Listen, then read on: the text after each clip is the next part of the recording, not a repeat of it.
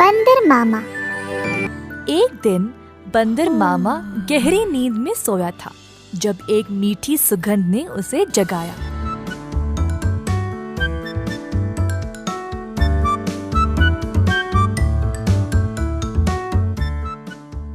अपनी टोपी और जूते पहनकर बाहर निकल पड़ा खुशबू सूंघते सूंघते।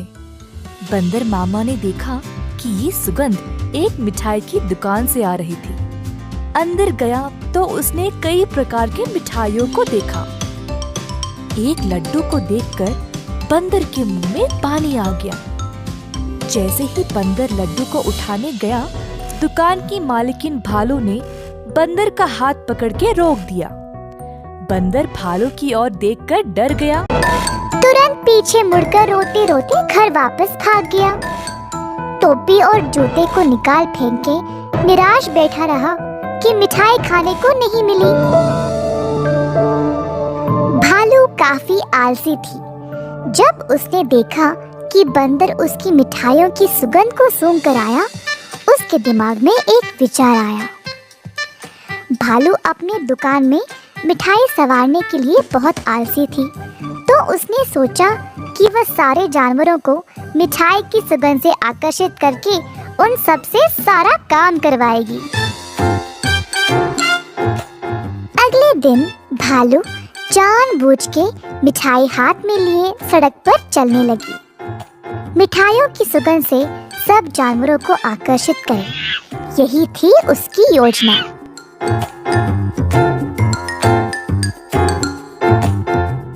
खुशबू फिर से बंदर मामा तक पहुंच गई। इस बार बंदर मामा से रहा नहीं गया और उनका जी ललचाया।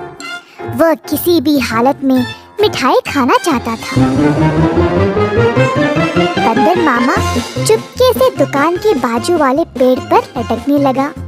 जब भालू देख नहीं रही थी, तब बंदर मामा ने लड्डू उठाया और झट से मुंह में डाला।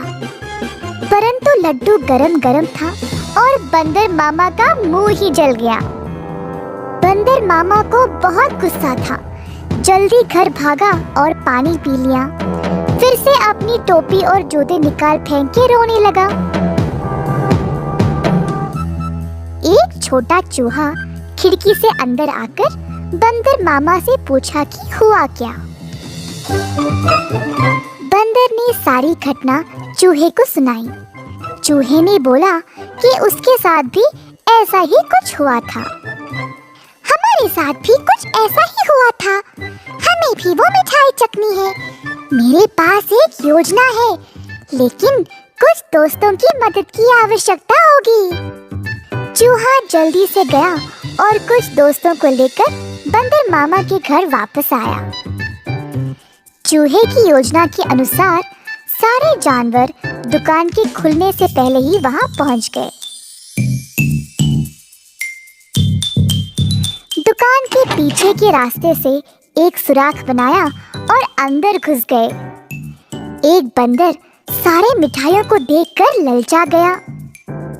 जोश में आकर कूदने लगा और नाचते नाचते केक के मिश्रण में गिर पड़ा।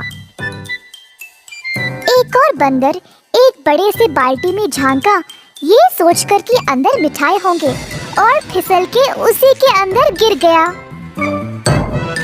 तीसरे बंदर ने एक बड़ी गोल सी थाली पर लड्डू देखा।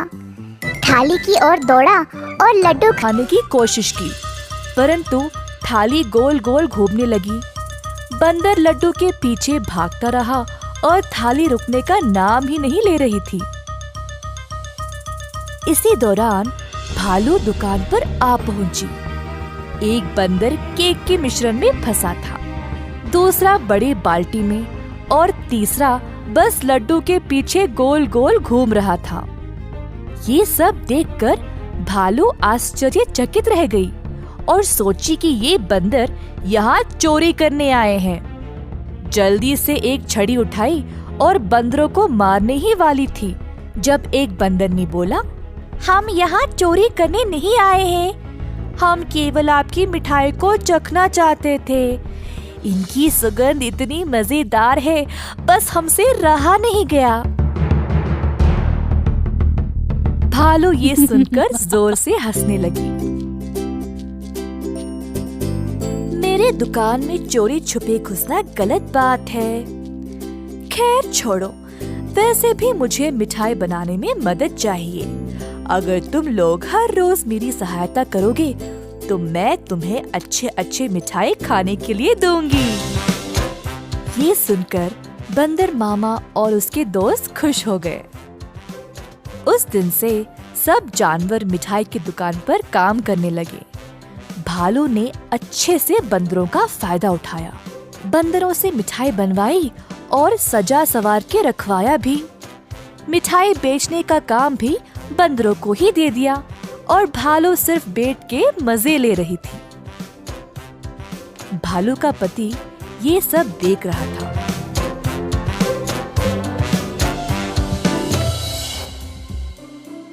तुम तो रोज इतना काम करती हो, परंतु आज आराम से बैठकर मिठाई खा रही हो।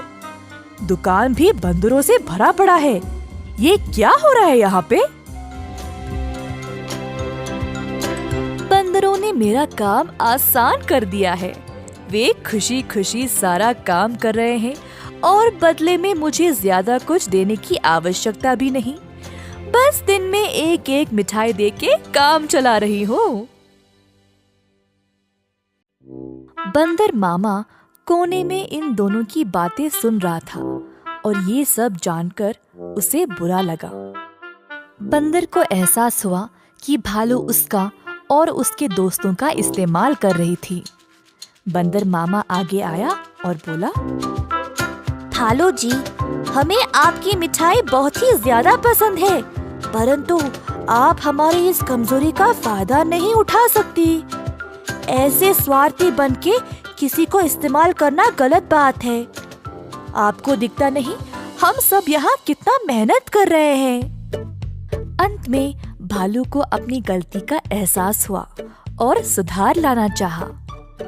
उस दिन से भालू और उसका पति दोनों दुकान पर जाकर बंदरों का हाथ बटाने लगे और सही पगार भी देने लगे। बंदर मामा खुश था कि भालू ने उसकी बात मानी और अपने व्यवहार को बदल डाला।